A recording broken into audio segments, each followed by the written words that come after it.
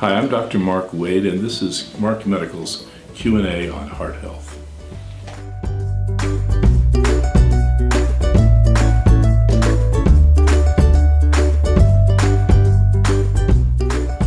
Well, you can have some clues by how you feel. If you're a relatively low risk and you feel well, that's generally a good sign, and it most likely means your heart's healthy. But you really don't know for sure unless you have some further evaluation, which includes tests both to determine your heart risk factors and heart function and assessment for vascular disease.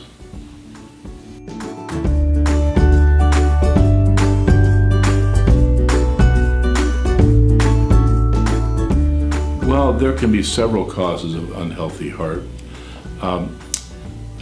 Probably the most common cause in Western countries is coronary vascular disease, from the development of plaques in the coronary arteries, the arteries that supply blood to the heart muscle, plaques that occur as a result of cholesterol, fibrous tissue, and other materials.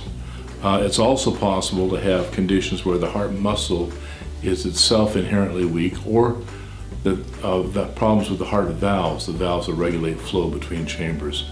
So there's possibility of having problems with heart rhythm. So there's several different causes of heart disease.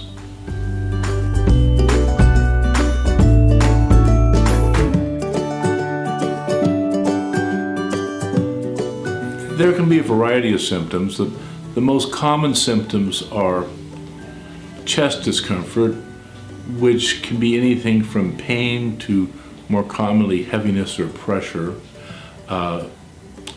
Shortness of breath, either with exertion or during the night, or in the extreme case while just sitting at rest, or lightheadedness or dizziness, which could occur either with exertion or at rest. Palpitations, irregular heartbeats, are also a heart symptom.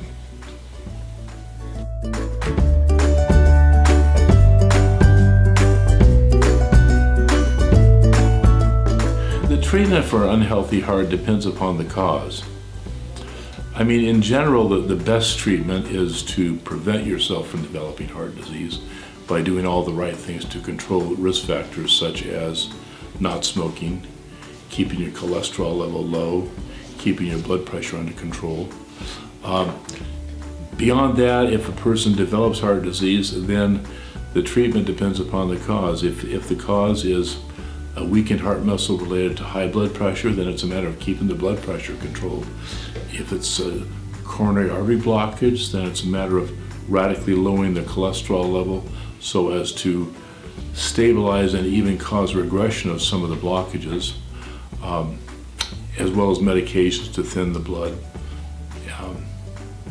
And in the extreme case, revascularization with either coronary angioplasty and stenting, or in some cases coronary bypass surgery.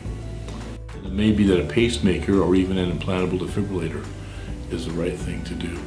If there's heart valve problems, those can lead to fluid congestion sometimes, and diuretics or other muscle enhancing medications that help the heart pump better are the appropriate treatment. So the treatment depends upon the cause.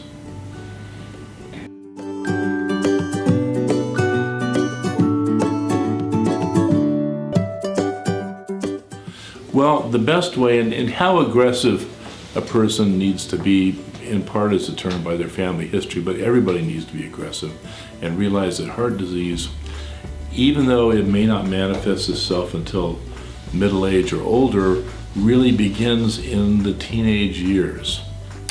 The most important thing to do initially is to control your risk factors. That means not smoking, keeping your cholesterol under control as low as possible, and making sure your blood pressure is good, and if your blood pressure is high, to get it treated.